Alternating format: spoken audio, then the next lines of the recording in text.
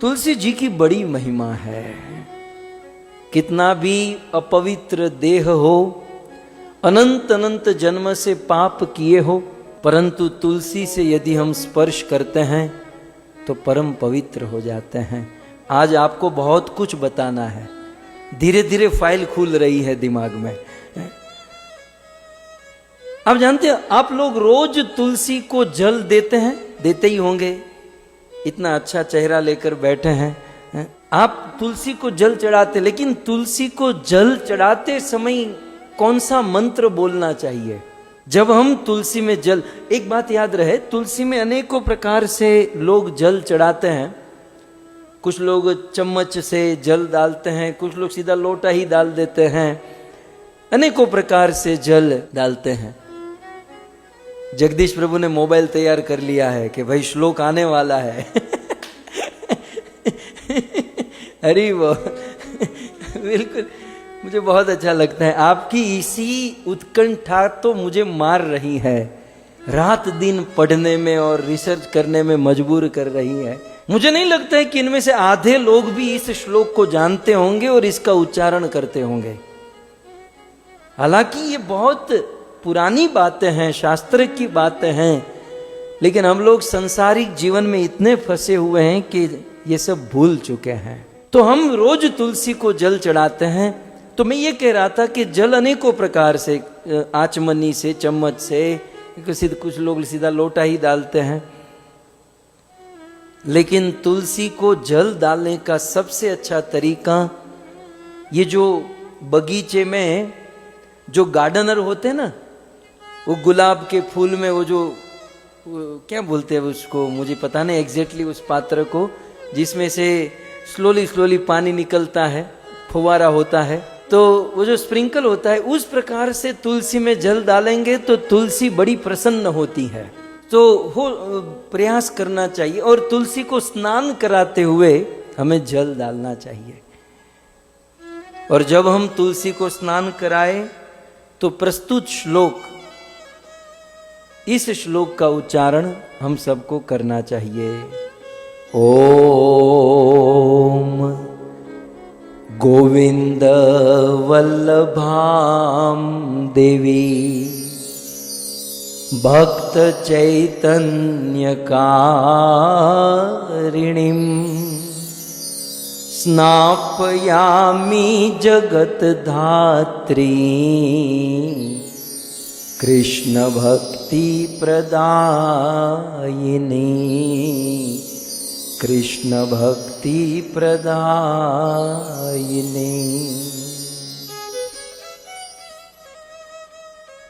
ओम सबसे पहले इंडिकेट है, इस मंत्र में ओम शब्द है, बड़ा पवित्र ब्रह्म शब्द है।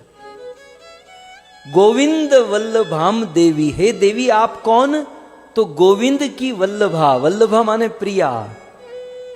हे देवी आप गोविंद की वल्लभा हो और भक्त चैतन्य कारिणी, ये बहुत ऊंचा शब्द है। और भक्तों को आप चैतन्य देने वाली, मतलब भक्तों को चेतना देने वाली। हमारी भक्ति जो ना रूखी सूखी हो चुकी है। भक्ति तो हम करते हैं, माता पिता के संस्कार, गुरु का आश्रय और थोड़ा बहुत भक्ति तो है, लेकिन भक्ति शिथिल हो चुकी है। यदि तुलसी माता को जल अर्पण करेंगे तो भक्त चैतन्य कारिणी, भक्त को चेतनीभूत कर देती है, भक्ति को लबालब भर देती है ये तुलसी महारानी। तो ओम गोविंद वल्लभाम देवी भक्त चैतन्य कारिणीम स्नापयामि जगद्धात्री, हे जगद्धात्री, हे जगत की माता, स्नापयामि मैं आपको स्नान करा रहा हूं। स्नापयामि माने मैं आपको स्नान करा रहा हूं, क्योंकि आप कृष्ण भक्ति प्रदायिनी, क्योंकि आप भगवान श्री कृष्ण की भक्ति प्रदान करने वाली हो। याद रहे, हमें तुलसी में जो जल, ये तुलसी का स्नान मंत्र है, तुलसी में जल डालने का मंत्र है।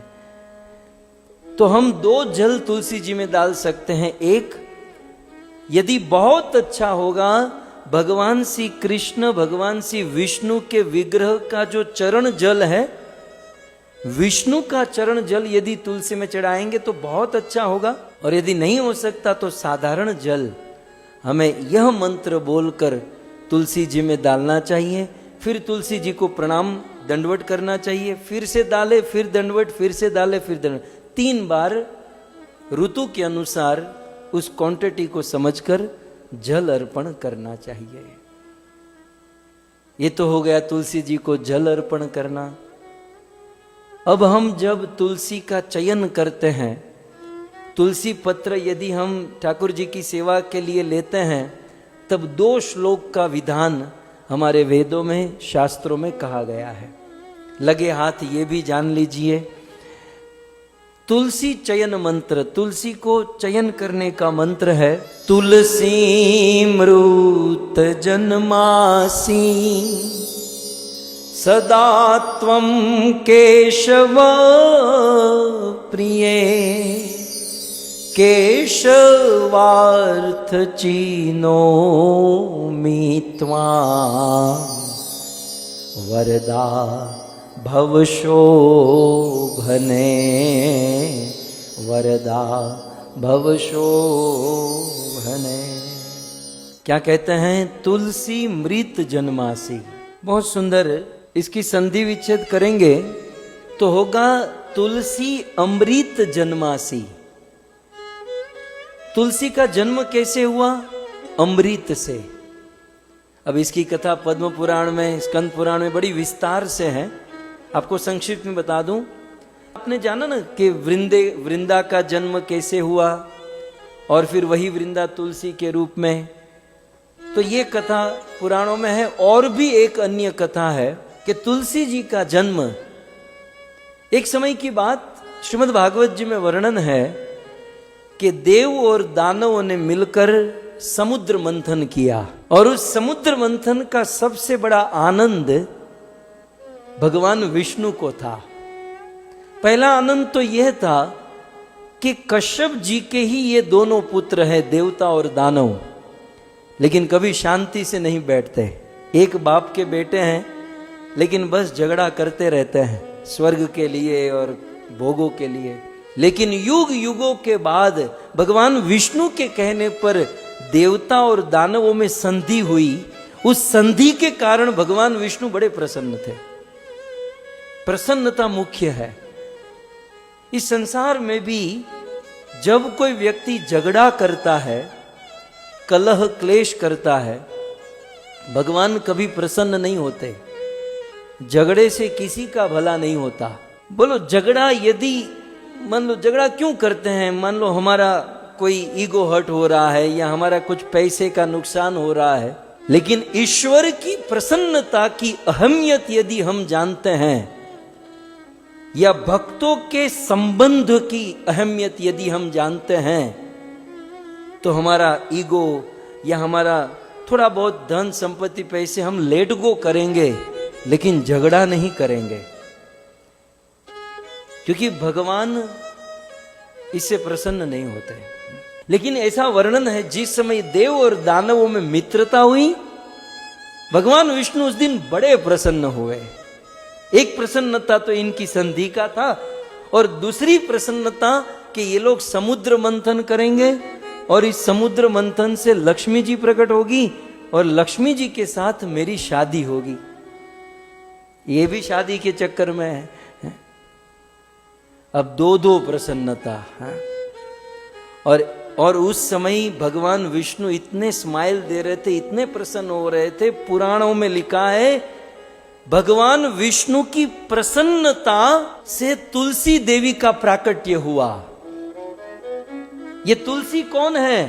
भगवान विष्णु की प्रसन्नता का जन्म है देवी तुलसी। समुद्र मंथन के समय भगवान विष्णु की प्रसन्नता से श्री तुलसी देवी का जन्म हुआ, और तुलसी जी को भगवान विष्णु ने अपने मस्तक पर चढ़ाया, और तुलसी जी को कृत परम पवित्र कर दिया।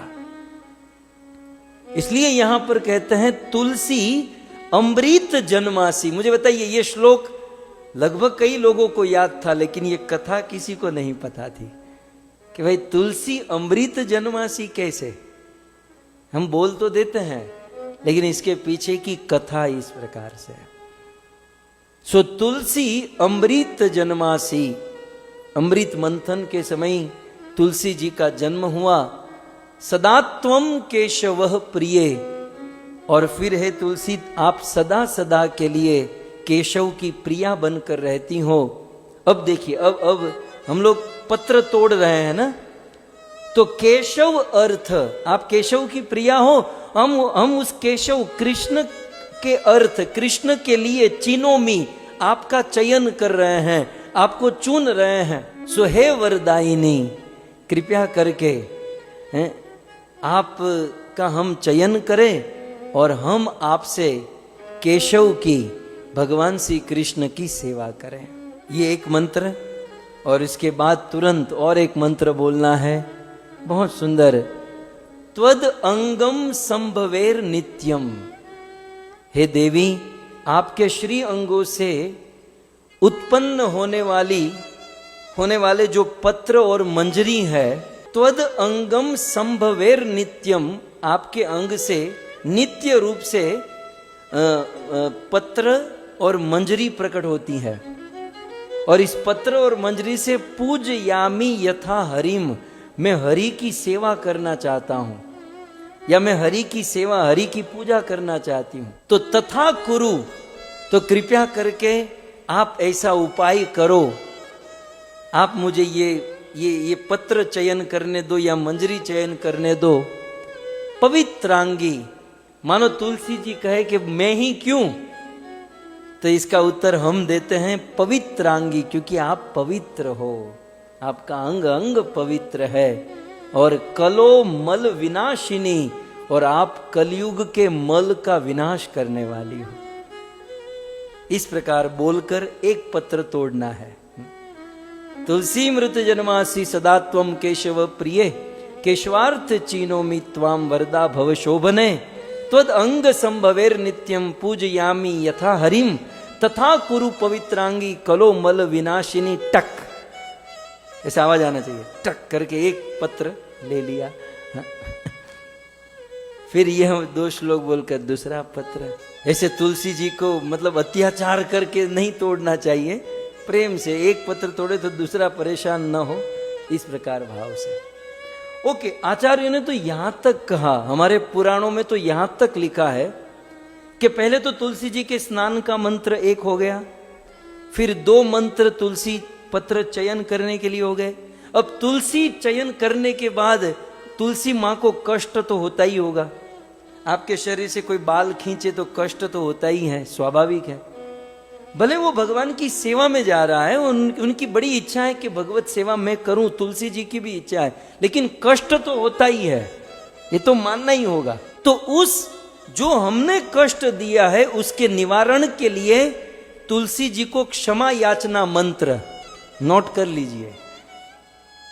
तुलसी पत्र तोड़ने के बाद, चयन करने के बाद ये क्षमा याचना मंत्र है। चयनोद्भव दुःखं च यद हृदि तव वर्तते, तव क्षमस्व जगन्माता, तव क्षमस्व जगन्माता, वृंदा देवी नमोस्तुते, वृंदा देवी नमोस्तुते। श्लोक भी बड़े सरल हैं यदि इसे समझे तो। चयनोद माने हमने चयन किया, हमने तुलसी पत्र तोड़ा। तुलसी पत्र का चयन करने से भवद दुखम च, हे देवी आपको दुख तो होगा ही, हुआ ही होगा। चयनोद भव दुखम च यत हृदि तव वर्तते, यूं तो हमने हमारे लिए नहीं प्रभु के लिए तुलसी पत्र तोड़ा है, लेकिन फिर भी इस पत्र का चयन करने से तव हृदि दुख वर्तते, आपके हृदय में यदि दुख हुआ है तो तव क्षमस्व जगन्माता, हे जगत माता तव क्षमस्व, मुझे क्षमा कीजिए। वृंदा देवी नमोस्तुते, हे वृंदा देवी मैं आपको प्रणाम करता हूँ, कि आप मुझे क्षमा कर दीजिए। इस प्रकार से हमारे आचार्यों ने पाथिये पाथिये तेल डाला है।